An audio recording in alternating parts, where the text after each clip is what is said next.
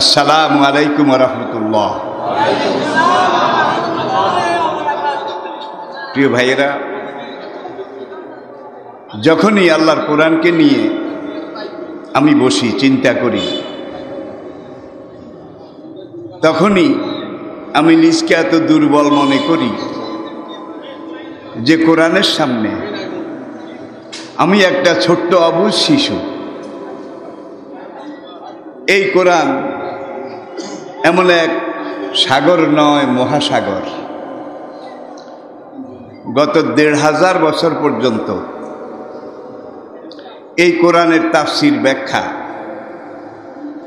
এগুলো মুসলমানরা, সারা দুনিয়ার ইসলামপন্থীরা করেছে, করছে। অমুসলমানরা বোধহয় করে নাই, কি করেছে? প্রিয় নবীর সিরত, নবীজির জীবন চরিত, নবীজির কর্মধারা, নবীজির চলন বলন সমর্থন, চলন বলন সমর্থন, যে তিনটা মিলে সিরত এবং হাদিস, এগুলোর যখন মুখামুখি হই, তখন আমার নিজকে আমি নিঃসংকোচে, নিঃসন্দেহে মনে করি এই কোরআনের সামনে, এই সিরতের সামনে আমি এখনো আমার মায়ের আতুর ঘরে আমি কিছুই জানতে পারলাম না, কিছুই শিখতে পারলাম না। দুনিয়ার সাগর, মহাসাগর যত বিশাল, যত বড় হোক, তার একটা সীমানা আছে।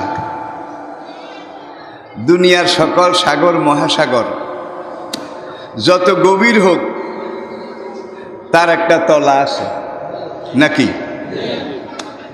দুনিয়ার যে কোনো বাক্য, কথামালা, লিটারেচার, সাহিত্য, এগুলো যত বড়, যত দীর্ঘ হোক, এগুলোর একটা শেষ আছে। কিন্তু কোরআন এমন কথা, কোরআন এমন মহাসাগর, কোরআন এবং এমন মহাদেশ, আর সিরাতুন নবী, নবীর জি জীবন চরিত, এটা হলো কোরআনের ব্যাখ্যা। শরহ তাশরী, টেস্ট পেপার, মেড ইজি। কোরআনেরও তলা খুঁজে পাওয়া যায়নি,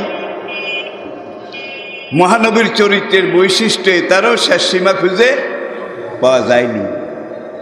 তাহলে বোঝা গেল এই দুটো মণিমুক্তা হীরা জহরতে ভরা। যারা যত ডুবতে পেরেছে, তারা তত বেশি সেখান থেকে দ্বীনের সম্পদ লাভ করেছে। প্রিয় ভাইয়েরা, যেই কোরআন আমরা তেলাওয়াত করি, এই মহাগ্রন্থ কোরআন লহে মাহফুজ থেকে এসেছে, আল্লাহ পাকের আরশে আজিম সেখান থেকে এসেছে। বাল হুয়া কুরআনুম মাজিদ ফি লাউহিম মাহফুজ, সেখানে এটা সংরক্ষিত। প্রিয় ভাইয়েরা, তাহলে এ মহাগ্রন্থ আল কোরআন, এটার ভাষা আরবি। কোন ভাষা? আরবি। বিলিসানিন আরবিয়্যিম মুবিন, স্বচ্ছ ঝরঝরে মিষ্টি, প্রাঞ্জল আরবি ভাষায় আল্লাহ পাক এই কোরআন নাজিল করেছেন। ইন্না আনজালনাহু কুরআনান আরাবিয়্যান লাআল্লাকুম তাকিলুন। সূরা ইউসুফ প্রথম দিকে আপনারা দেখুন। এই কোরআন আমি স্বচ্ছ, প্রাঞ্জল, মিষ্টি আরবি ভাষায় এই জন্য নাজিল করেছি, যাতে করে তোমরা এটা বুঝতে পারো। কোরআনের আগেও তো আসমানি কিতাব ছিল, ছিল না? মাসালুহুম ফিত তাওরাতে ও মাসালুহুম ফিল ইনজিল ইন্না হাযা লাফি সুহুফিল উলা সুহুফি ইব্রাহিমা ওয়া আতাইনা দাউদা জাবুরা। দেখুন আল্লাহ কিভাবে বলছেন, কোন নবীকে কোন কিতাব দিয়ে কোন যুগে পাঠানো হয়েছে। তবে সকল নবী, সকল রাসূল, তাদের সবার কাছে সবার সাথে কিন্তু কিতাব দেওয়া হয়নি। অনেক নবী তাদেরকে মহান রব্বুল আলামিন নবুয়তের দায়িত্ব দিয়ে একটা এলাকা চিহ্নিত করেছেন, নিশ্চিত করেছেন, অমুক এলাকা অমুক দেশ, সেখানে তুমি গিয়ে আমি রবের পক্ষ থেকে 3টা দাওয়াত দাও, তাওহীদ, রিসালাত, আখিরাত। কয়টা? আই রিপিট, আবার বলছি, তাওহীদ, রিসালাত, আখিরাত। সকল নবীর দাওয়াতে ছিল এই 3টার উপরে। ফর এক্সাম্পল দেখুন, ওয়াইলা আদিন আখাহুম হুদা ওয়াইলা সামুদা আখাহুম সালেহা ওয়াইলা মাদিয়ানা আখাহুম শুআয়বা। এই যুগে, এই সময়ে, কালের এই আবর্তে আমি কওমে আদের কাছে হুদ আলাইহিস সালামকে পাঠিয়েছিলাম, কওমে সামুদের কাছে সালেহ আলাইহিস সালামকে পাঠিয়েছিলাম, মাদায়েনবাসীর কাছে নবী শুআয়ব আলাইহিস সালামকে পাঠিয়েছিলাম। কালা ইয়া কওমে ইবুদুল্লাহ। সকল নবী সকল যুগে দুনিয়ার মানুষের কাছে যেই দাওয়াতটা দিয়েছিলেন, ইয়া কওম, হে আমার কওম, আইয়ুহান নাস, ও হে আমার দেশবাসী, ইবুদুল্লাহ, তোমরা একমাত্র আল্লাহর ইবাদত করো, তোমরা অত্তাকু রাব্বাকুম, তোমাদের সেই মহান রবকে ভয় করো। রবের পরিচয় কি? যিনি তোমাদেরকে সৃষ্টি করেছেন, যিনি তোমাদেরকে বানিয়েছেন। কে? রব। তিনি সৃষ্টিকর্তা। পালনকর্তা কে? তিনি। আইনদাতা, হুকুমদাতা, বিধানদাতা, নির্দেশদাতা, রিজিকদাতা, রোগদাতা, শোকদাতা, শান্তিদাতা, দুঃখদাতা, জীবনের সব কিছুর সবরেন অথরিটি একজন। তিনি কে? আল্লাহ। তিনি আমাদের রব, তিনি আমাদের সব। আলহামদুলিল্লাহ রাব্বিল আলামিন। সমস্ত প্রশংসা ওই মহান সৃষ্টিকর্তার জন্যে, যিনি পুরা বিশ্ব চরাচরের মালিক। কুল আউযু বিরাব্বিন নাস, মালিকিন নাস, ইলাহিন নাস। কুল আউযু বিরাব্বিল ফালাক। দেখেন, রব, রব এমন এক সত্তা, কালজয়ী, চিরন্তন, লা শারিক। তার বয়স বাড়ে না। কোটি কোটি বছর আগে তিনি যেমন ছিলেন এখনো তেমন আছেন। কারণটা কি? আমাদের জীবনে 3টা কাল আছে। যেটা চলে গেছে সেটা অতীতকাল, যেটা চলছে বর্তমান কাল, যেটা সামনে আসবে। তাহলে দেখা যায় অতিলকাল আইয়ামু নুদাবিলুহা বাইনান নাস। এই ত্রিকাল, অতীত, বর্তমান, ভবিষ্যৎ, এই কালের স্রোতধারায় আমাদের জীবনটা অনুরণিত। যার জন্য আজকে শিশু, কালকে তরুণ, পরশু যুবক, তারপরের দিন প্রৌঢ়, শেষ পর্যায়ে এসে বৃদ্ধ। এই শখে বাঁধা আমাদের জীবন। কিন্তু আল্লাহ পাক এমন এক মহাকালের রব, সব সেখানে কাল চলে না, সেখানে অতীতকাল এটাও নেই, ভবিষ্যৎকাল এটাও নাই, সেখানে কাল একটা, সেটা হলো বর্তমান কাল। আর মহান রব্বুল আলামিন অনন্তকাল এই বর্তমান কালের অধিবাসী, বাসিন্দা, যার জন্য তার বয়স বাড়ে না, কাল স্থবির, স্থিতিশীল, স্থির। নবীজি যে মেরাজে গিয়েছিলেন, সে আল্লাহর দেশে, আল্লাহর জগতে, মহাকালের দেশে, এমন এক জগতে নবীজি গিয়েছিলেন আল্লাহ পাকের আরশে আজিম পর্যন্ত, যেখানে সময়ের ঘড়ি চলে না, স্থির, যার জন্য সেখানে কোনো সময়ই লাগে নাই। কি আমি কি বুঝাতে পেরেছি? নবীজি ফিরে এসে দেখেন যে ওজুর পানি এখনো শুকোয়নি। নবীজি ফিরে এসে দেখলেন দরজার কড়া এখনো নড়ে। বিছানায় গিয়ে দেখলেন কম্বলটা এখনো গরম, সময় লাগে নাই। আবার নবীজি ইরশাদ করেছেন, আমি প্রথম বাইতুল মাকদাস, সেখান থেকে ৭ আসমান, তারপরে সিদরাতুল মুনতাহা, তারপরে আলমে নাসুত, আলমে মালাকুত, সব কিছু পেরিয়ে আমি মহান রবের আরশে আজিম পর্যন্ত সফর করেছি। আল্লাহু আকবার।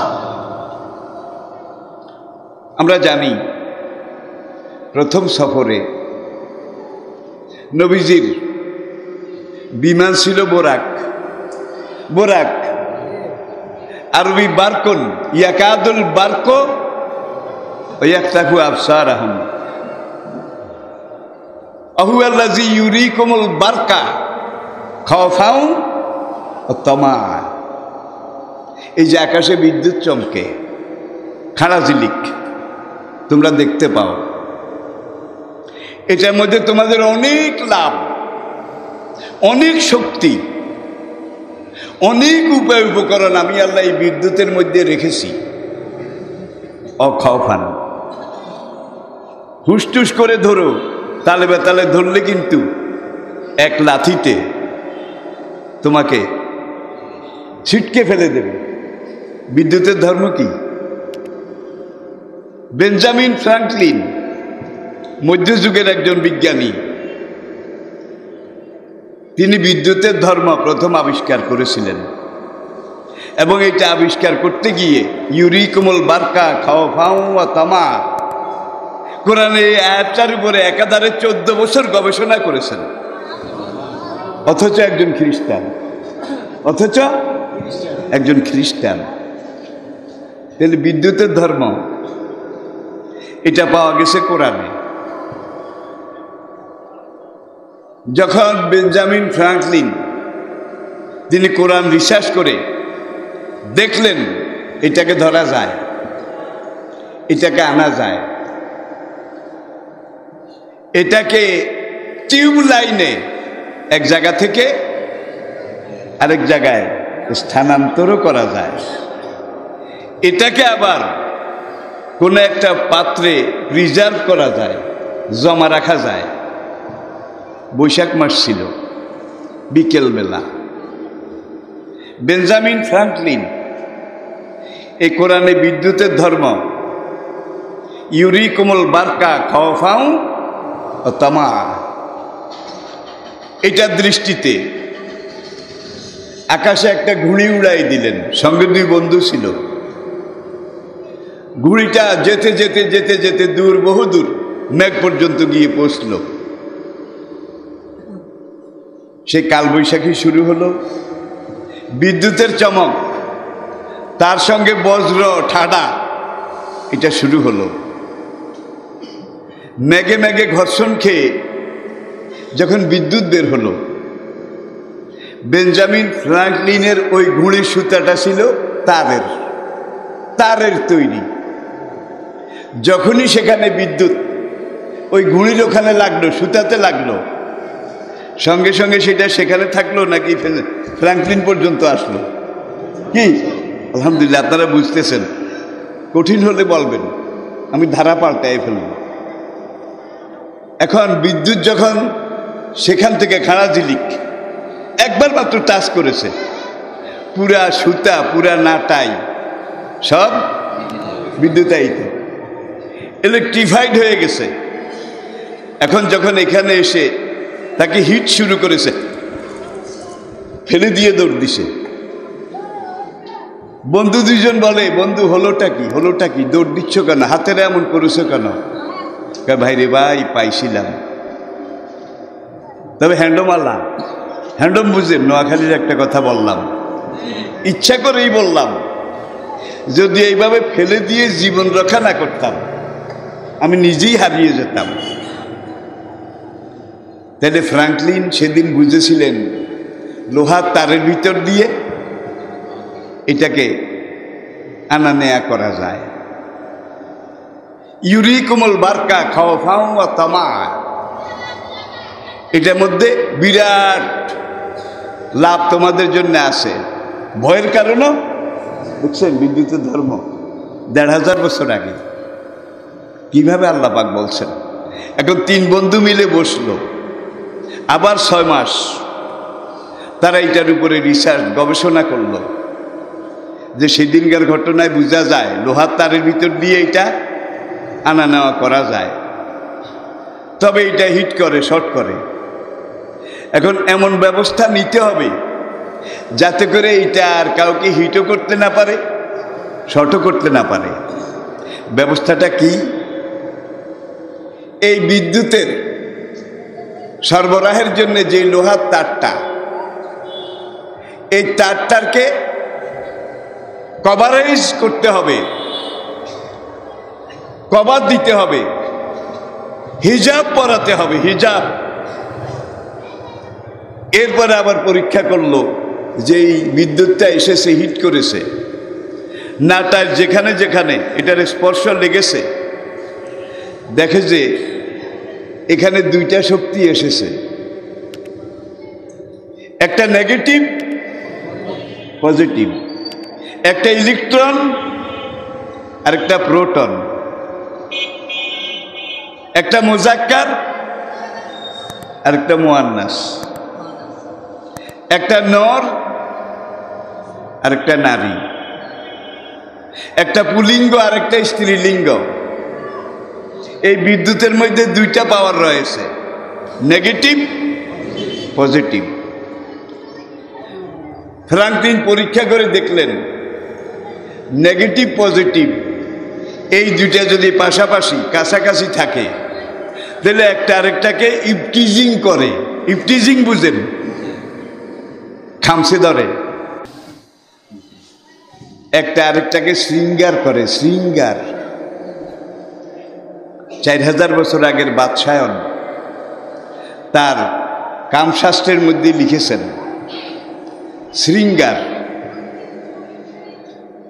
দলন, মর্দন, চর্বণ, লেহন, প্রেষণ। শিক্ষিত ভাইয়েরা বুঝে গেছেন। আমি কয়েকটা বাংলা প্রতিশব্দ বলেছি। ডলাডলি, ঘষাঘষি, খামসাখামসি, লেহন জিব্বা দিয়ে চাটা, পেশন ধরে টিপা।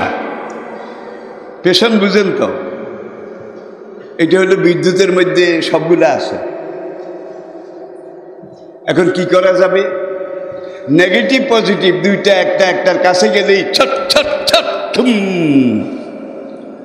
প্রথম করে ইপটিজিং, তারপরে হয় ফায়ারিং, অগ্নিকাণ্ড। ঠিক না বে ঠিক? ঠিক। তাহলে এখন মুজাক্কার, মুয়ান্নাস এই 2টাকে আলাদা করতে হবে। কিভাবে আলাদা করতে হবে? একটাকে সাদা হেজাব, সাদা ঢাকনা দিয়ে ঢাকতে হবে, আরেকটাকে লাল বা কালো এই ঢাকনা দিয়ে ঢাকতে হবে। 2টা একই পরিমণ্ডলে থাকবে, একই পরিবেশে থাকবে, কিন্তু অবাধ ও মেলামেশার সুযোগ নাই, দেওয়া যাবে না। যদি দেওয়া যায় ওরা নিজেরাও বাস্ট হয়ে আগুন জ্বালায় ধ্বংস হবে, আপনাদেরকেও জ্বালায় ফেলবে, ধ্বংস করবে। দেখেন কত সাইন্টিফিক, কত বিজ্ঞান ভিত্তিক। এরপরে তারের উপরে তারা কভারিং করলো, রাবারিং করলো, রবার দিয়ে তারকে ঢাকলো। আমার সামনের মাইকটা চলতে হলে, আপনার মাথার উপরে লাইটটা জ্বলতে হলে, পাখাটা ঘুরতে হলে, ডায়নামাটা চলতে হলে, মেশিনটা চালু করতে হলে এই দুইটা বিদ্যুৎ লাগবে। কোন দুইটা? Negative, positive. এই দুইটাকে আবার চিহ্ন দেওয়া আছে, লালটা নেগেটিভ, কালোটা পজিটিভ। যেটার জায়গা যেখানে সেটাকে ঠিক সেখানে লাগাইতে হবে, আর এখানে লাগাইলেও গন্ডগোল, ঠিক কিনা? কর্মক্ষেত্র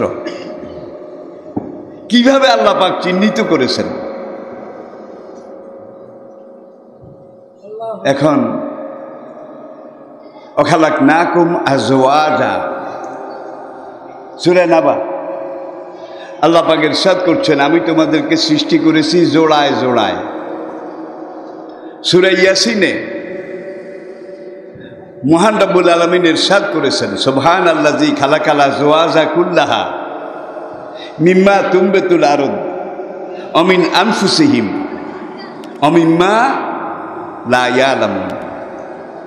কি সাংঘাতিক কথা রে বাবা! সুবহানাল্লাযী, মহিয়ান গরিয়ান অসীম করুণ দয়াবান রাহিম ও রহমান। আল্লাহজি ওই মহান রব, ওই মহান সত্তা। খালাকাল আজওয়াজা কুল্লাহা, যিনি এই পৃথিবীর প্রত্যেকটা বস্তুকে জোড়া জোড়া হিসাবে, নেগেটিভ পজিটিভ, মুজাক্কার পুলিঙ্গ স্ত্রীলিঙ্গ হিসাবে সৃষ্টি করেছেন। প্রত্যেকটা জীবজন্তু, কীট পতঙ্গ, পশু পাখি, বৃহৎ ক্ষুদ্র, সবগুলোর মধ্যে জোড়া আছে। গাছপালা, তরুলতা, এগুলোর মধ্যেও নেগেটিভ পজিটিভ আছে।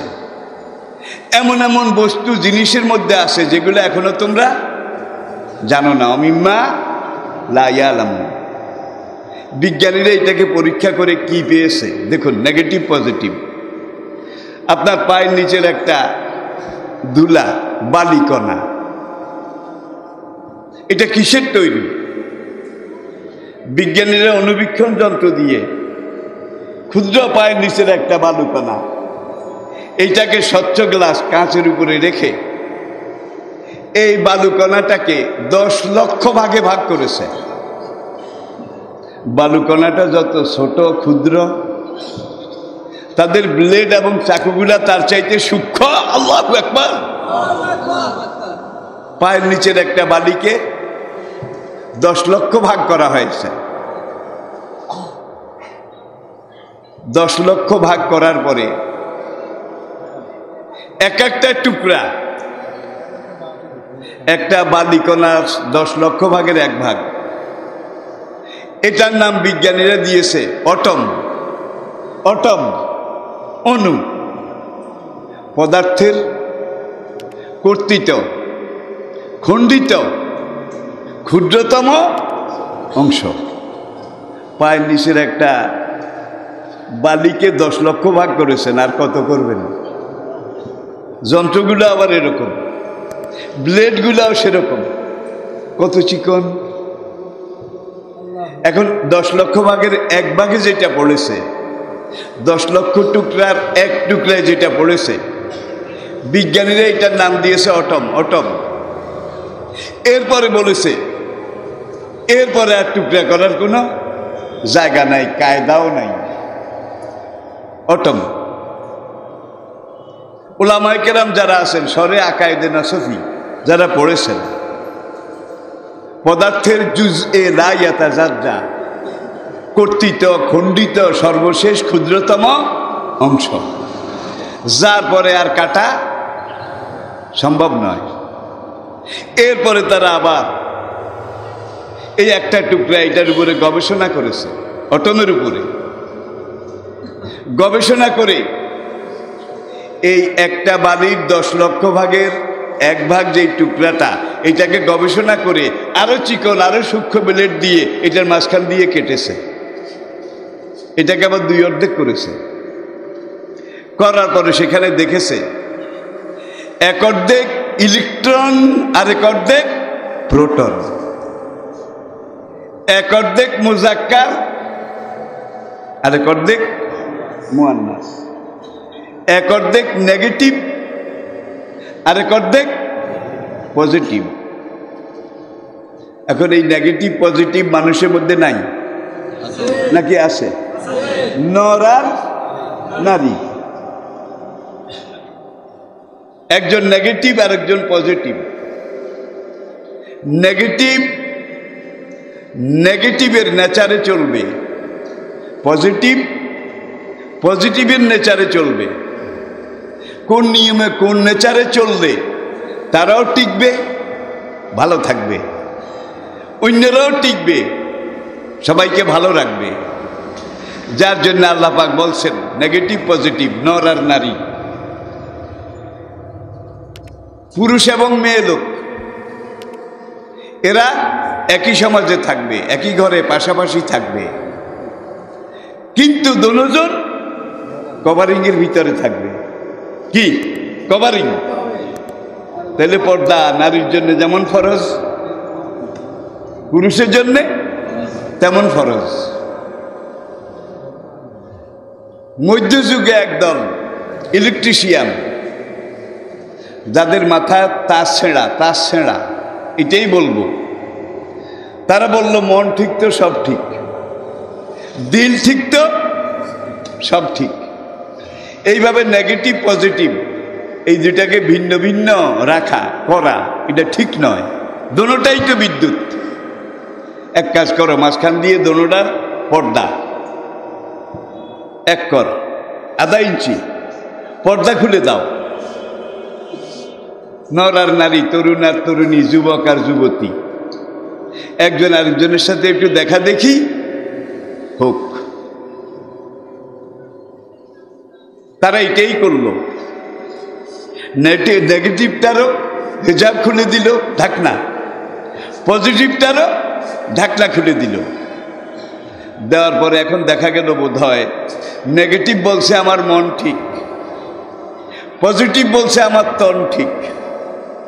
আমরা কেউ কাউকে ডিস্টার্ব করি না, টিজিং ইপটিজিংও করি না। ঢাকনা উল্টাই দেওয়ার পরে দোলনা বোধহয় সবর করে থাকবে, ঠিক না? জোরে কর। ঢাকনা খুলতে যত দেরি, খোলার সঙ্গে সঙ্গে ইপটিজিং শুরু, ছট ছট ছট ছট ছম। হয় না বোধ হয়?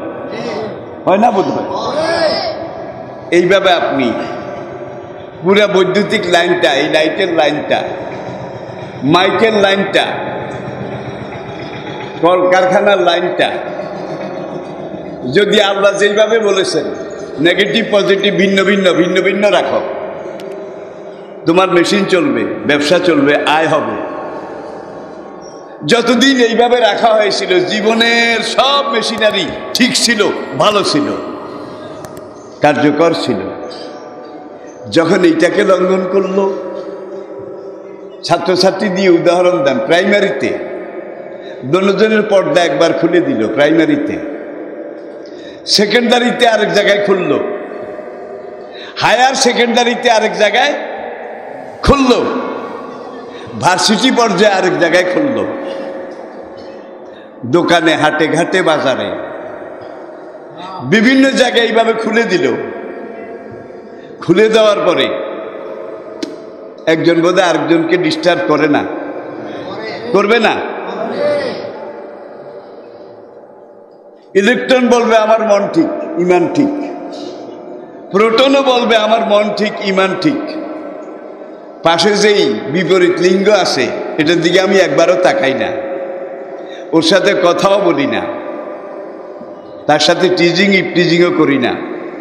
এইভাবে সবরের সাথে, ইমানের সাথে তারা ওই ফ্ল্যাগের গোড়ায় আসবে, ঠিক না? কি এখন এই ফ্ল্যাগের গোড়ায় আসলো, এইবার আপনি লাইটটা জ্বালাবেন, ফ্ল্যাগ লাগবে, কিন্তু নেগেটিভ পজিটিভ এই দুইটার আল্লাহর আইন অনুযায়ী বিয়ে পড়াইতে হবে। এতক্ষণ আলাদা আলাদা ছিল, ঠিক কিনা? হুন্ডা লেবাসুল্লাকুম ওয়া আনতুম লেবাসুল্লাহুন্না। আল্লাহু আকবার। এইবার মাইকের ফ্ল্যাগের গোড়া এনে আপনি মাইকটা চালু করবেন, লাইটের ফ্ল্যাগের গোড়া এনে লাইটটা চালু করবেন, ডায়নামা মোটরের ফ্ল্যাগের গোড়া এনে মোটরটা চালু করবেন। চালু করতে হলেই কিন্তু এই নেগেটিভ পজিটিভ দুইটার মিলন বোঝা লাগবে না, একত্র করা লাগবে না, বিয়ে পড়ানো বোঝা লাগবে না। জোরে বলেন। আমার কথা কি কঠিন হচ্ছে আপনাদের জন্য? সামনে গেলে ইনশাল্লাহ সোজা হয়ে যাবে, পানির মতো। এটা কোরআন, এটা সিরত, এটা নবীজির হাদিস, এটা মুসলমানের জীবন আদর্শ। প্রিয় ভাইয়েরা, এইবার যখন এখানে এনে নেগেটিভের মুখের ঢাকনা বোরকা নেকাব কেটে এটাকে কি করলেন? পর্দা মুক্ত করলেন। পজিটিভ সেটারও এখানে এইভাবে কেটে কভার কেটে এটাকেও পর্দা মুক্ত করলেন। এইবার দোনোটার মধ্যে বিয়ে পড়াইতে হবে। কি বিয়ে? কি? দুইটাকে একত্র করে নর নারী নেগেটিভ পজিটিভ তাদের মিলন ঘটাইতে হবে। এরপরে দোনোটার উপর দিয়ে কভার একটা, নাকি দুইটার উপর দিয়ে একটা কভার, কিন্তু দুইটা একটার সাথে একটা লেগে গেছে। এটা হলো ইসলামের বিবাহ, স্বামী স্ত্রীর সম্পর্ক, যেটাকে পবিত্র কোরআন বলেছে হুন্না লিবাসুল্লাকুম কি ওয়া আনতুম লিবাসুল্লাহুন্না। এইভাবে মিলিয়েছেন। এইবার লাইট জ্বলে উঠেছে, মেশিন চলে উঠেছে, মাইকটা বাজতেছে, সব কিছু ঠিকঠাক আছে, আপনার জীবন গড়তেছে, সভ্যতা আগাচ্ছে। যদি আপনি মাঝে মাঝে ঢাকনা না খুলে থাকেন, আর কি ঢাকনা তারের পর্দা হিজাব না খুললে এইবার সব সার্ভিসিং ঠিক থাকবে। আর মাঝে মাঝে খুললেন, মনের পর্দা বড় পর্দা, মনের পর্দা বড় পর্দা দে, খুলে দে। খুলে দেওয়ার পরে দোনোজন বোধহয় সবর করে চুপ করে থাকবে। জোরে বলেন। আজকে এত ধর্ষণ, সিরিয়াল ধর্ষণ, এত ব্যভিচার, এত অরাজকতা কেন হয়েছে? আর আমরা কেউ যদি পর্দার কথা বলি, ইসলামের হিজাবের কথা বলি, তাইলে আমাদেরকে বলা হয় হয় জঙ্গি নয় জামাত। ঠিক কিনা বলেন? তোমরা উলঙ্গ হয়েছ, জাতিকে উলঙ্গ করার কোনো ক্ষমতা তোমাদের নাই। আজকে আমরা কোন দিকে যাচ্ছি? প্রাচীন গ্রিক সভ্যতা, প্রাচীন ব্যাবিলনীয় সভ্যতা, প্রাচীন ভারতের আর্য সভ্যতা, মধ্যপ্রাচ্যের আসিরীয় সভ্যতা, দুনিয়াতে কামিন কারিয়াতিন আহলাক নাহা, কত সভ্যতা আমি আল্লাহ এইভাবে শেষ করে দিয়েছি, ধ্বংস করে মাটির সাথে মিশাই দিয়েছি। অহিয়া খাবিয়াতুন আলা উরুশেহা। কামেলুত তারা ধর্ষণ করেছিল, টিজিং করেছিল, ব্যভিচার করেছিল, হোমোসেক্সুয়াল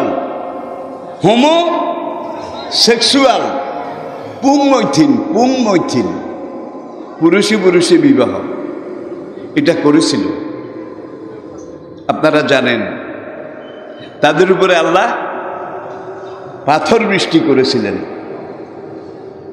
ডেড সি, মৃত সাগর, জর্ডান এবং ফিলিস্তিনের মাঝখানে, যেখানে কওমে লূত বাস করত। কয়েক মাস আগে লূত সাগরের ডেড সির উত্তর পাড়ে পুরো এলাকা বড় বড় পাথর, বড় বড় পাথর। ছটাক তিল তোলা ওজন থেকে শুরু করে মন মন টন টন ওজনের পাথর, যেই জারুয়ার উপরে যেই সাইজের মারণ দরকার ছিল আর কি, কি জারুয়া যত বেশি পাথর তত কিং সাইজ, রয়্যাল সাইজ। সেখানে একটা পাথর পাওয়া গেছে 52 টন প্লাস, একটা পাথর 52 টন প্লাস, 52 টনেরও বেশি। কিভাবে এই পাথর বৃষ্টি করে কওম লুতের পুরো এলাকাটাকে আল্লাহ মাটির সাথে মিশান নাই 200 মিটার গভীর সাগর বানিয়ে দিয়েছেন। 200 মিটার গভীর সাগর বানিয়ে দিয়েছেন কামে আদ সামুদ। তারা যখন আল্লাহ পাকের নির্দেশ আদর্শের সীমা লঙ্ঘন করেছিল, তাদেরকে আল্লাহ বোধহয় ছেড়ে দিয়েছেন।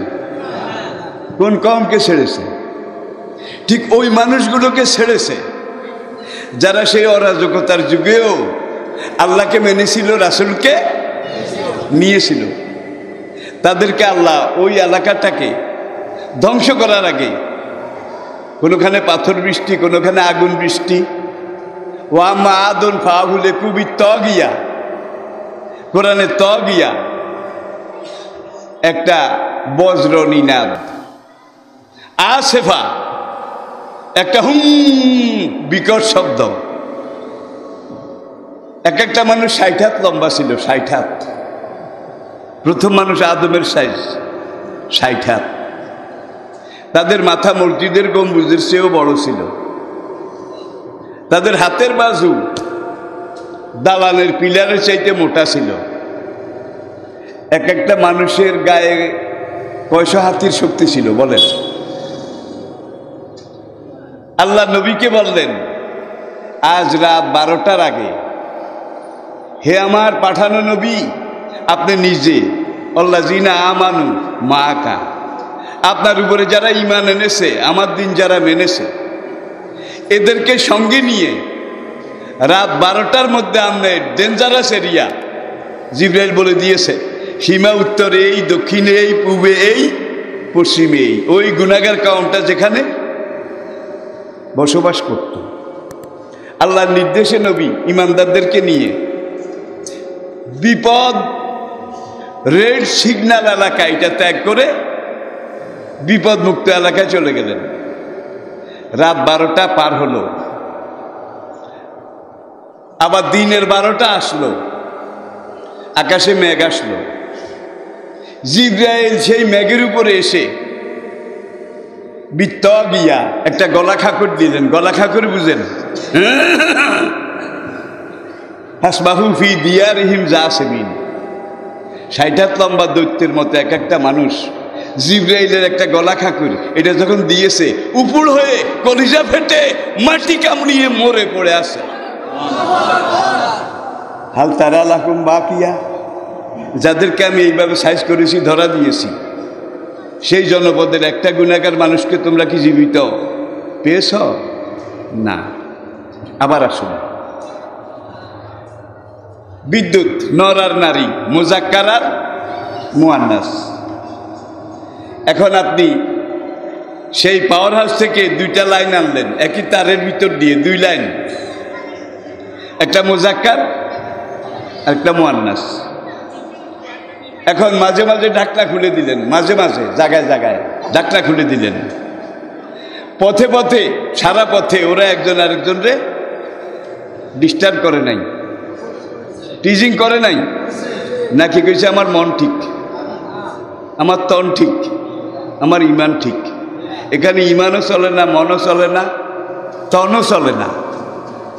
এটা আল্লাহর বিধান, একজনের প্রতি আরেকজনের আকর্ষণ। আর এই আকর্ষণ যদি আল্লাহ পাক সৃষ্টি না করতেন, রেজাল্ট কি হইতো? যুবক আর যুবতী আপনারা বিয়া পড়াইয়া দিছেন, যদি সংরক্ষিত এইভাবে এসে থাকে দনোজন, তাহলে তারা গলাগলি হয়ে পুরা জীবন থাকবে, ঠিক কিনা বলেন? আর যদি মিলাইতে মিলাইতে মিলাইতে মিলাইতে এখানে আনেন, আনার পরে এইবার বিয়া পড়াবেন, সারা পথে কিন্তু জড়াজড়ি গলাগলি, টিজিং ইপটিজিং এগুলা করতে করতে এসেছে। এখন এখানে আপনি এটাকে ফ্ল্যাগে ঢুকাবেন, নেগেটিভ পজিটিভ দুইটার একত্র করবেন, বিয়া পড়াবেন। এখন এইভাবে আগেরটার মতো কেটে দোনোটারে বিয়া পড়াইলেন, মিলাইলেন। মিলানোর পরে এইবার আপনি আপনার ওই সাঁড়াশি এটা দিয়ে টেস্ট করতেছেন।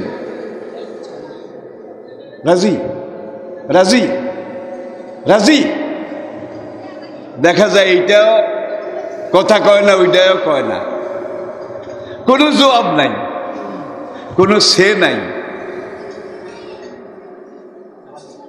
কেন জবাব নাই? দুইজনের মধ্যে মাল পানি যা আসিল পথে পথে দেখে, যারা কয় মাল পানি যা আসিল আগার আলারাই খাইয়া গেছে গা। এখন আর এই দুজনের বিয়া পড়াইলেও একজন আরেকজনকে দেওয়ার মতো আল্লাহর কসম কিছু অবশিষ্ট নাই। ঢাকা থেকে আমি গাজী স্টিমারে বরিশাল গেলাম এক সময়।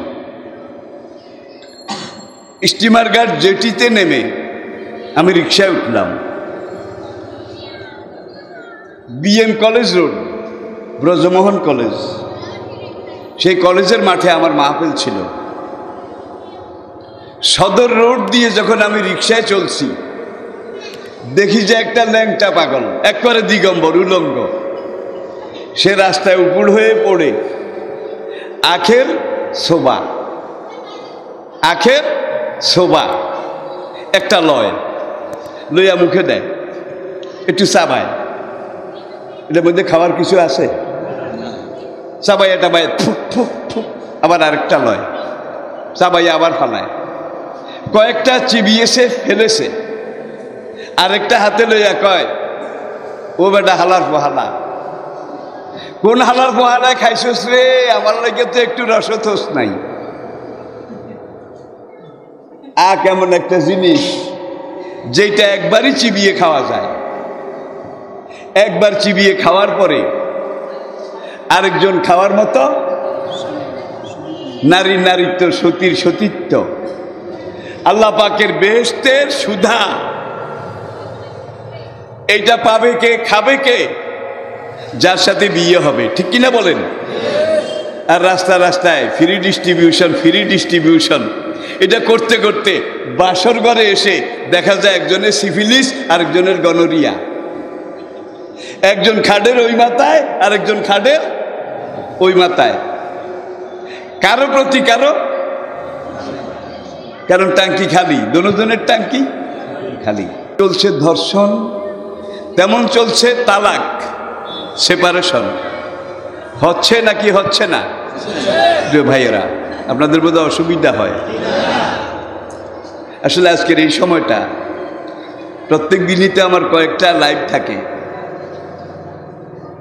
আজকের এখন যে সময় আপনাদের সাথে কথা বলছি, আমার লাইভ ছিল জাপানের রাজধানী টোকিওর সাথে, টোকিও। সেটাকে মুলতবি করে আমাকে এখানে আসতে হয়েছে। কেউ মনে করিয়েন না বুড়িয়া আজারিয়া খায়, এটা মনে করার দরকার নেই। আলহামদুলিল্লাহ, আলহামদুলিল্লাহ, এই বয়সেও আল্লাহ পাক ফিটনেস যতটুকুন রেখেছেন। আর এমন এক সময় আমি আপনাদের সাথে কথা বলছি, আজ থেকে 20 বছর, 30 বছর, 40 বছর আগে যখন কথা বলেছি, আমার কথার কোনো সাক্ষী আসিল না। সাক্ষী বুঝেন?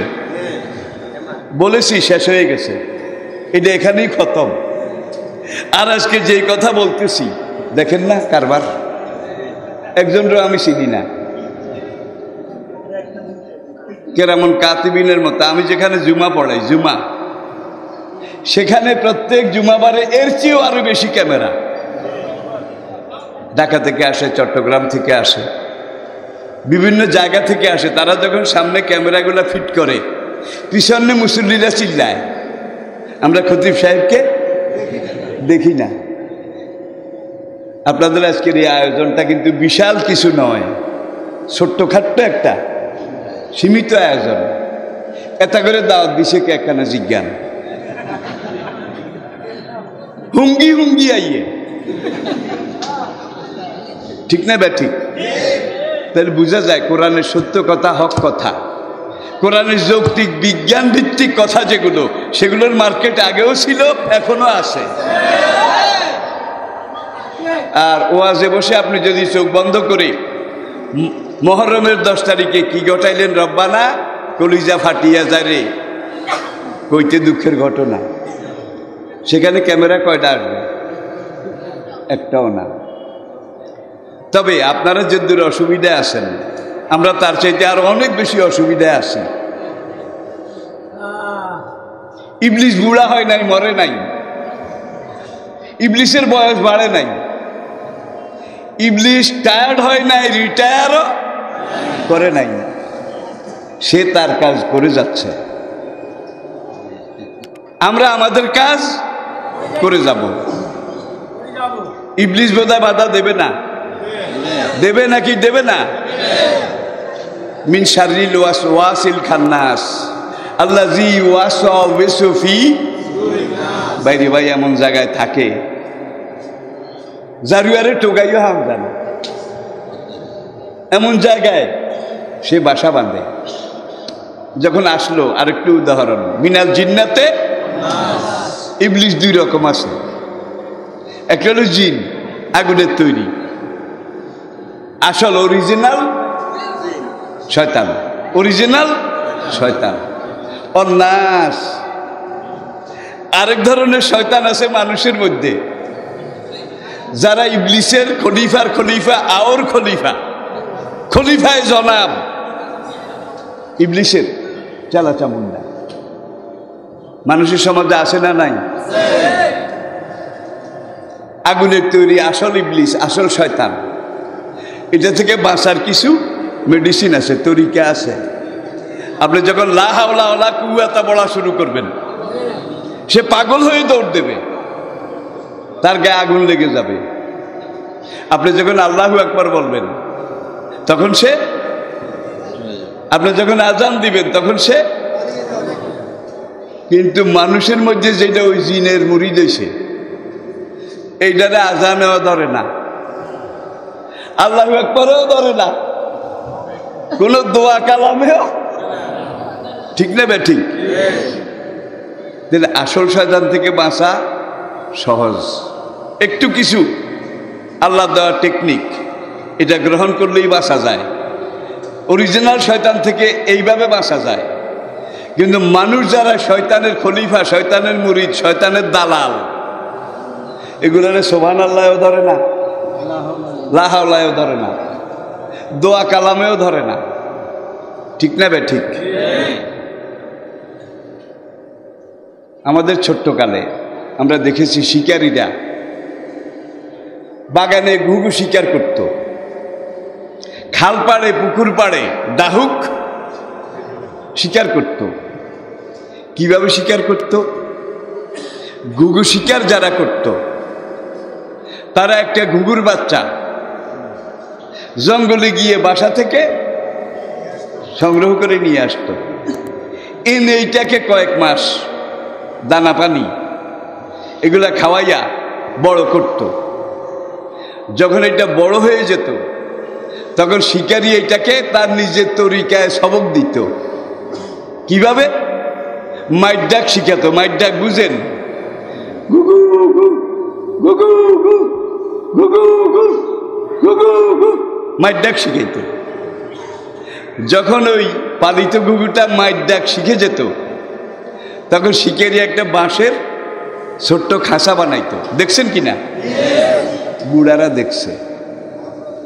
আজকাল তো গুগুও নাই, শকুন আছে বোধ হয়, শকুন আছে, কিচ্ছু নাই। আল্লাহর সৃষ্টির কেরেশমা দেখুন, পুরা দুনিয়া স্বীকার করেছে, আধুনিক বিজ্ঞান জগৎ স্বীকার করেছে, শকুন মানে হচ্ছে ন্যাচারাল সুইপার। ন্যাচারাল সুইপার, প্রাকৃতিক ঝাড়ুদার। ঝাড়ুদার এক একটাকে আল্লাহ এক এক কাজের জন্য বানিয়েছেন। তাদের সবগুলা কাজ মানুষের উপকার করে। বলুন আলহামদুলিল্লাহ। এখন যখন দেখলো যে তার পালিত কুকুরটা মাইর ডাক শিখেছে, এবার সে শিকার ধরাতে পারবে, একটা বাঁশের খাঁচার মধ্যে ঢুকায়, এমন একটা বাঁশের খাঁচা যেটা সামনেও বারান্দা পিছেও বারান্দা, খাঁচার নিচে চিকন চিকন বাঁশের নল, এইভাবে নল ঢুকাইয়া গাছের মগ ডালে সেখানে খাঁচাটাকে বসায়। বসানোর পরে শিকারি একটু দূরে যায়, দূরে গিয়ে সেখানে একটা মাইট ডাক দেয়। মাইট ডাক বুঝেন? ও বাসা থেকে শুনেছে, শোনার পরে সে মনে করেছে আমার ডিউটি। এইবার সে যখন ওই বাসাতে ডাকে, আল্লাহর কসম জঙ্গলের সব ঘুঘু পাখি পাগলের মতো উড়াউড়ি ছুটাছুটি এবং ওর খাঁচার দিকে আসে।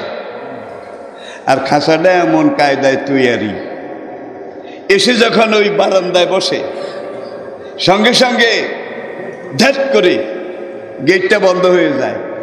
বেচারার বনের ঘুঘু যদি জানতো খাঁচার মধ্যে যেই ঘুঘু পাখিটা ডাক দেয়, আমাকে ডাকে, ও আমার জাত ভাই, আমার জাতি ভাই, আমার মতো, কথাও আমার মতো বলে, সব কিছু আমার মতো, কিন্তু সে আসলে শিকারীর দালাল। আমি যদি তার ডাকে সাড়া দেই তাহলে সে দুষ্টু শিকারীর হাতে আমাকে ধরাই দেবে। শিকারী আমাকে জবাই করবে, কাটবে, কুটবে, টুকরা টুকরা করে রান্না করে খেয়ে ফেলবে। এইটা যদি বনের ঘুঘু জানতো, জন্মেও ধরা দিত না। ঠিক কিনা বলেন? তাহলে আমাদের মানব সমাজে ইবলিসের কিছু পালা ঘুঘু আছে নাকি নাই? আছে নাকি নাই? আসল ইবলিস থেকে বাঁচা সহজ, কিন্তু ইবলিসের পোষ মানা, ইবলিসকে ওস্তাদ মেনে ইবলিস থেকে সবক নেওয়া, ইবলিসের দালাল। যে সকল মানুষ ইবলিসের পক্ষে দালালি করে, তাগুতের পক্ষে দালালি করে, নাস্তিকের পক্ষে দালালি করে, যত রকমের ইসলামের বিরুদ্ধে যত কিছু করে, তার একটাই হাকিকত, সেটা হলো বনের ঘুঘু ধরতে হলে আপনি গাছে উড়ি আবদি ধরেন নাকি? আর এই টেকনিক তথ্য প্রযুক্তি আসার পরে ইহুদি জাতি দুনিয়ার মানুষকে প্রথম শিক্ষা দিয়েছে, ইহুদি। আর আজকে ইহুদি জাতি সংখ্যায় 50 লাখ, কিছু কম বেশ। মুসলমান 200 কোটি, প্রায় 200 কোটি। খ্রিস্টান 300 কোটি। অন্যান্য জাতি হিন্দু, বৌদ্ধ, জৈন, শিখ তারা অনেক অনেক কম তুলনামূলকভাবে। আজকে ইহুদিরা টার্গেট করেছে একমাত্র মুসলমানকে।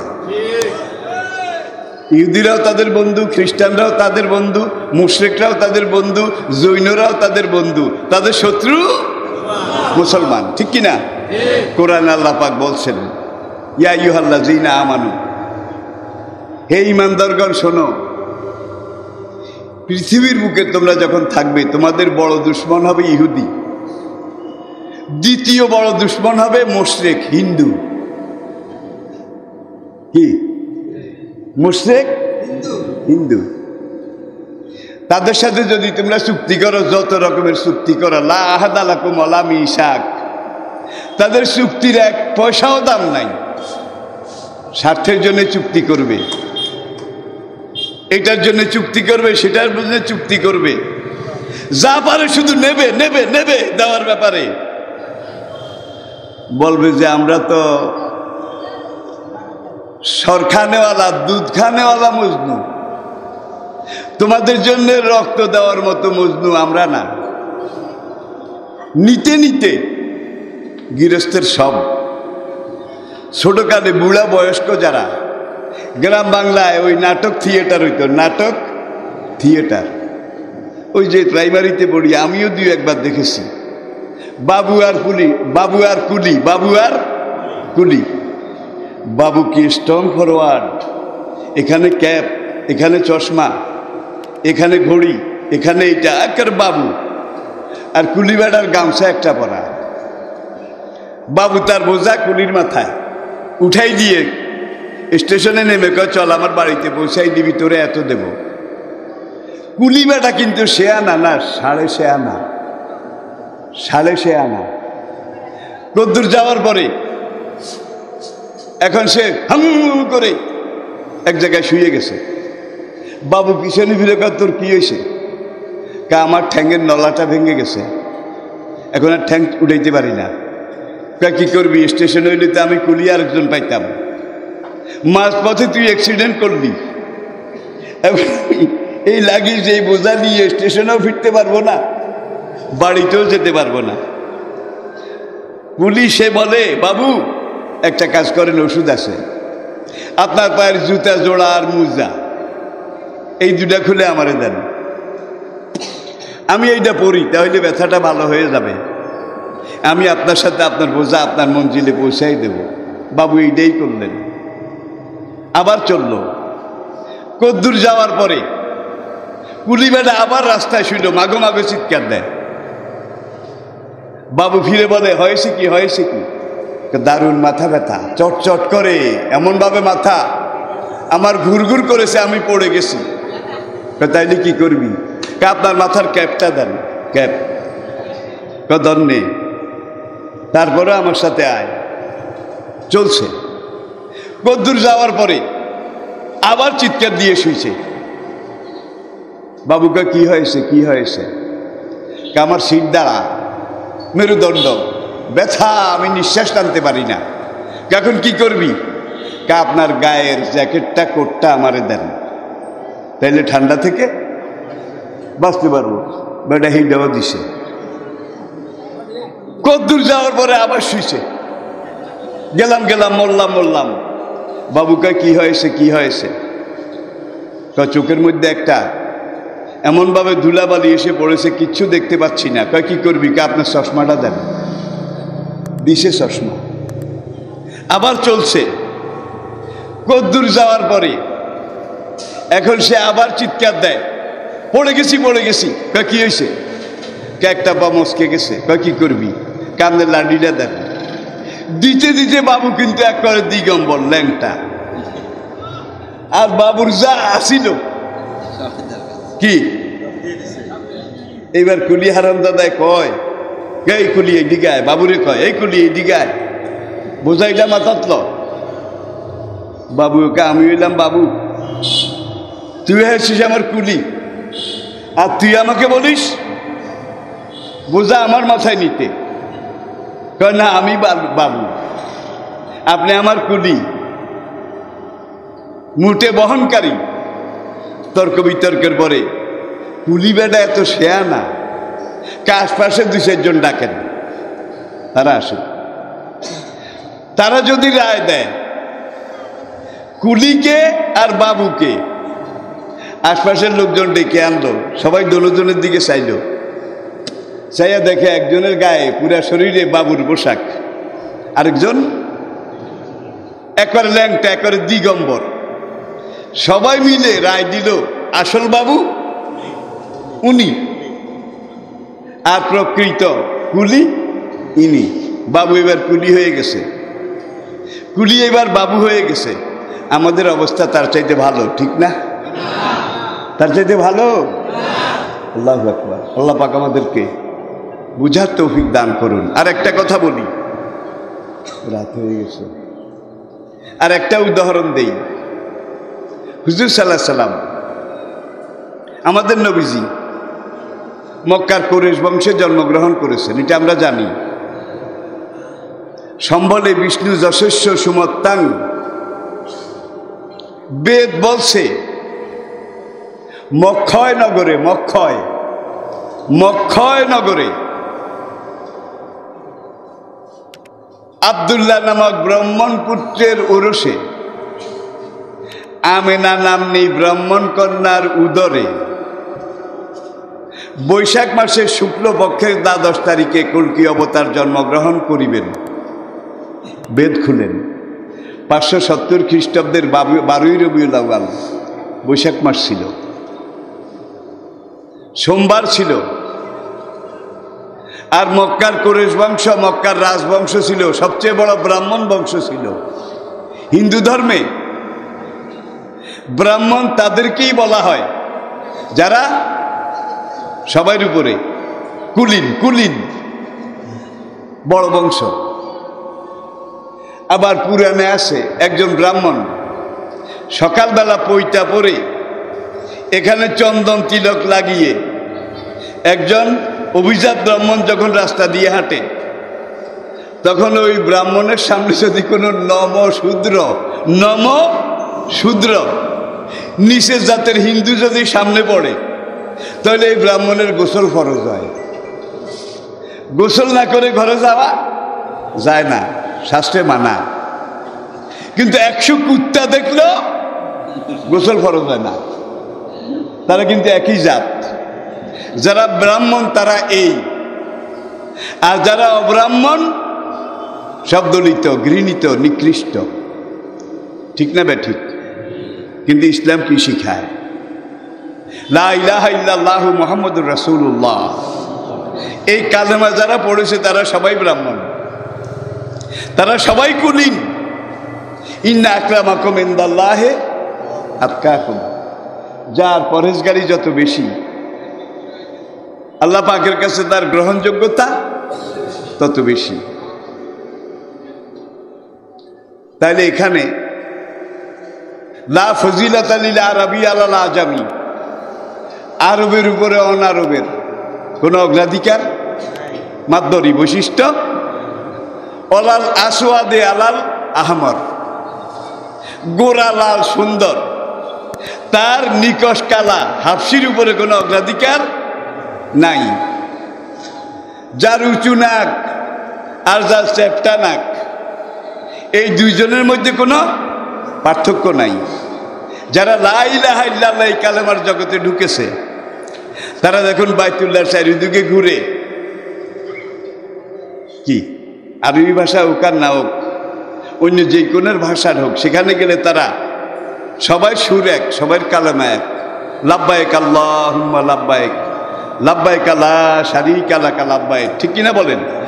সলাতে তারা এক, সওমে তারা সারা মুসলমান দুনিয়ার যেই কোনো দেশের, যেই কোনো ভাষার, যেই কোনো রঙের লা ইলাহা ইল্লাল্লাহ যারা পড়েছে তারা সবাই ভাই ভাই।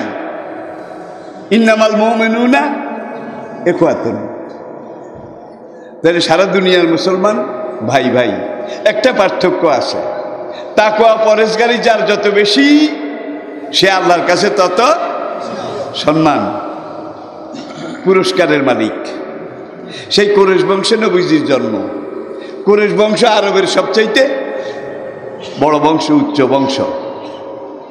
তদানীন্তন আরব নয়, পুরা বিশ্বে কুরাইশ বংশের আলাদা একটা গ্রহণযোগ্যতা, মর্যাদা ছিল, সম্মান ছিল। মদর বিন কুরাইশ হুজুরের দাদার পরদাদা মদর নামা ছিল। জাহেলিয়ত যুগে এই কুরাইশ নেতা মদর, তিনি যখন মারা যাবেন, ছেলে ছিল 4টা মদরের। 4 ছেলেকে ডেকে সেই কুরাইশের পূর্বপুরুষ মদর তিনি ছেলেদেরকে বললেন, আমি মরে গেলে আমার যে সম্পদ থাকবে এটার উত্তরাধিকার নিয়ে তোমরা কোনো কামড়াকামড়ি ঝগড়া বিবাদ এটা করিও না। ছেলেরা জিজ্ঞেস করলো, আব্বা তাইলে এটা আমরা কিভাবে ভাগ করে নেব? মদর বললেন, আসল আল্লাহর আইন এখন দুনিয়ার কোথাও নাই। দেখছেন, আসল আল্লাহর আইন দুনিয়ার কোথাও নেই।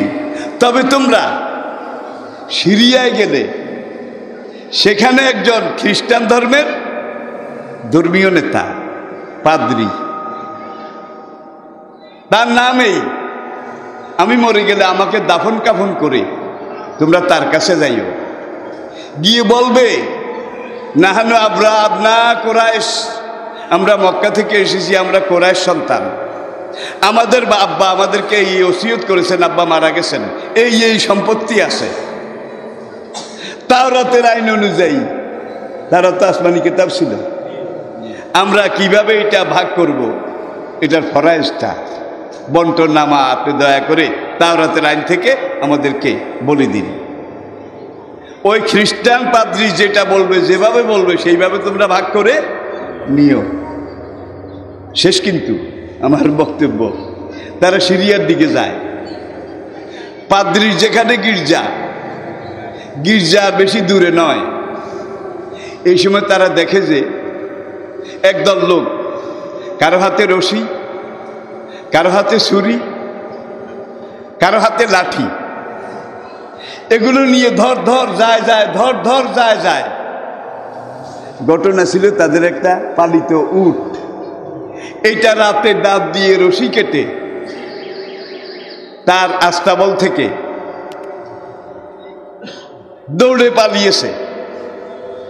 সকালবেলা তারা যখন টের পেল মালিকেরা, তারা কয়েকজন মিলে বাঁশ, লাঠি, ছুরি এটা নিয়ে ওই মহিষটাকে, উটইটাকে ধরার জন্যে পিছনে পিছনে দৌড়াচ্ছিল। এই সময় মদরের 4 ছেলে, কোরেশের এই 4 সন্তান, তারা সিরিয়ার দিকে যাচ্ছে, আর সিরিয়া থেকে এরা উটের দিকে আসছে। এখন উটের মালিকরা জিজ্ঞাসা করে, ভাই তোমরা কোথা থেকে এসেছ? তখন এই কোরেশ 4 বেটা জবাব দিল, নাহনু মিন আহলে মক্কা, আমরা মক্কার বাসিন্দা। ও আহলে কোরাইশ, আমরা কোরেশ সন্তান। এইভাবে ভোরবেলা পালিয়ে গেছে, ছুটাছুটি করছি, ধরতে পারছি না। তোমরা তো দূর মক্কা থেকে এসেছ, আমাদের উটটা এইদিকে যেতে যেতে তোমরা দেখছো কিনা? 4 ভাইয়ের মধ্যে সবচেয়ে ছোট যেই ভাই, সেই ভাইটা বলে, না ভাই, উট আমরা দেখি নাই, কোন পথে গেছে তাও জানি না, আমরা এইভাবে আসছি, কোনো উট পাই নাই। 2 নম্বর ভাই বলে, উট দেখি নাই, পাই নাই, কেমন উট জানি না, তবে তোমাদের যে উটটা এইভাবে পালিয়ে গেছে, হারিয়ে গেছে, উটটার সামনের বাম পায়ের বাম খুরার অর্ধেক নাই। খাইছে, সামনের বাম পায়ের বাম খুরার অর্ধেক নাই। এখন উটের মালিকরা কনফার্ম হইল যে নিশ্চয়ই এরা উট জবাই করে খাইছে। কুটতে কাটতে গিয়ে দেখছে বাম পায়ের বাম দিকের বাম খুরার অর্ধেক নেই। আসলে উটটা এরকম ছিল, বাম খুরার ওইটা নখ ছিল না, খুরা। এখন বলে, তোরা আমাদের উট খাইছস, তাড়াতাড়ি উট বাইর করে দে। কাল্লার কসম, হবর ঠাকুরের কসম, মানাত ঠাকুরানি, মানাত দেবীর কসম, ওদের ঠাকুরার দেবী ছাড়া কিছু আসিল না। আমরা দেখিও নাই, খাইও নাই, আমরা জানিও না। এবার আরেক ভাই কয়, দেখি নাই, খাই নাই, জানিও না, তবে তোমাদের উট যেটা পালিয়ে গেছে, এই উটটার ডাইন চোখ কানা নাকি? গৃহস্থেরা কয়, হ্যাঁ ঠিকই তো, উটের তো ডাইন চোখ কানা। এই ডাইন চোখ কানা, এই উট তোমরা কেমনে বুঝলে? খোদার কসম, দেবীর কসম, দেবতার কসম, উট দেখি নাই, জানিও না, খাইও নাই। কিন্তু মুক্তা যায় হাল, ঘটনা আমাদেরকে এটা শিখিয়েছে। বা কি ঘটনা? আমাদের পীর সাহেবের কাছে চলো, সেখানে গিয়ে ঘটনা বলবো। আরেক ভাই এবার কয়, উট দেখি নাই আসলে, দেবতার কসম, খোদার কসম, তবে তোমাদের উট যেটা পালিয়ে গেছে, এটার লেজের অর্ধেক নাই। আসলে এরকম ছিল উটটা।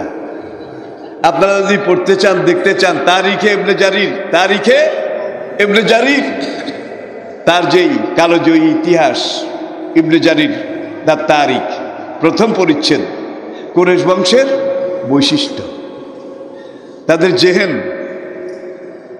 তাদের শার্পনেস কত গভীর ছিল। এখন উটের মালিকরা এবার আরো কনফার্ম হইল যে নিশ্চয়ই ওরা উট জবাই করে খেয়েছে, তা নাহলে উটের লেজের অর্ধেক নাই। এটা আবার কইল কেমনে? শেষ ভাই কয়, উট দেখি নাই, খাইও নাই, জানিও না, তবে তোমাদের উটটা ভাগুড়া, পলাতক, পলাতক, তোমরা দৌড়াচ্ছ কিন্তু ওকে ধরতে পারছো না। এইবার এরা কনফার্ম হয়ে কোরেশ বেচারা 7 জন এদেরকে বেঁধে বড় হুজুরের কাছে লই গেছে। কোন হুজুর?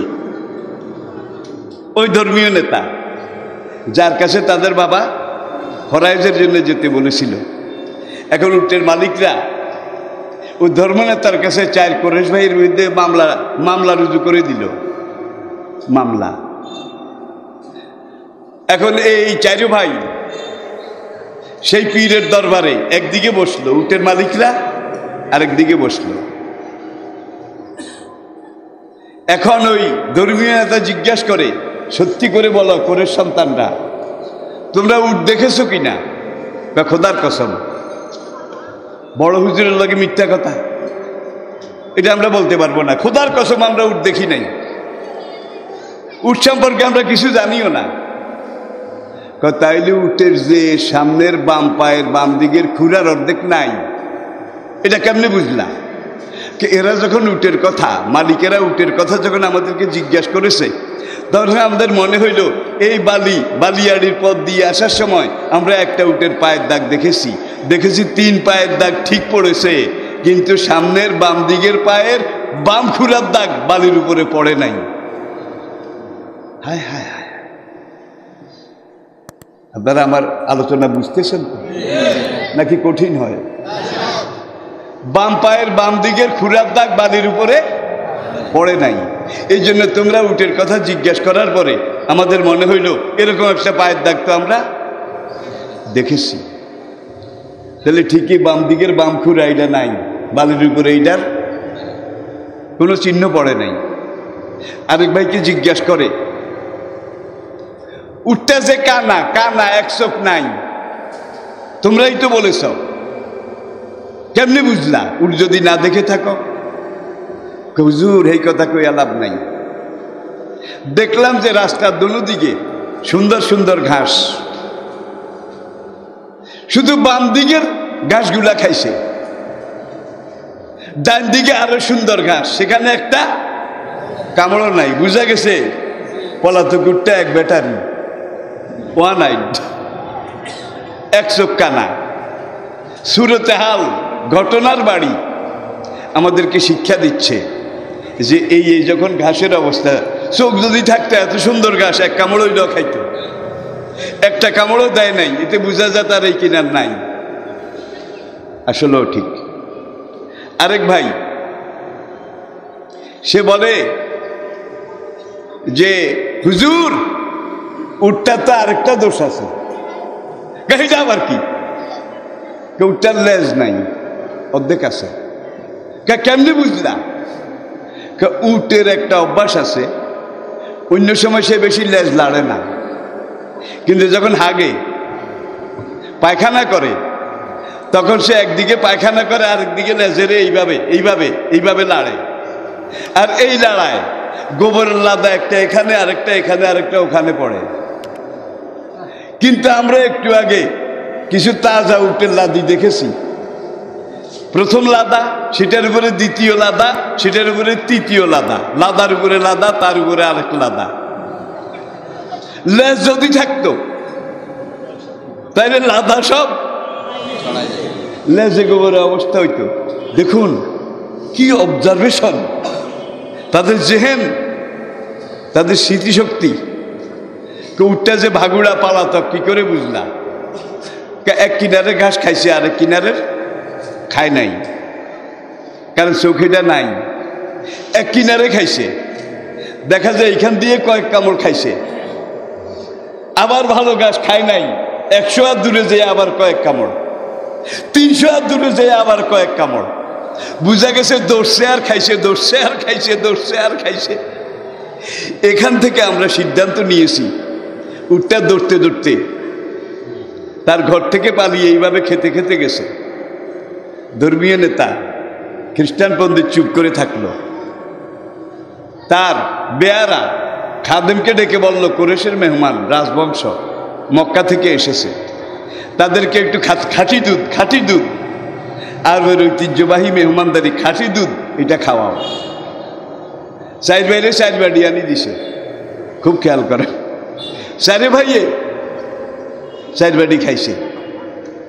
খাইটাই এক ভাইয়ে কয়, এত সুগ্রাম, এত সুস্বাদু দুধ জীবনে কোনোদিন খাই নাই, এত ভালো দুধ খাওয়াইছেন হুজুর।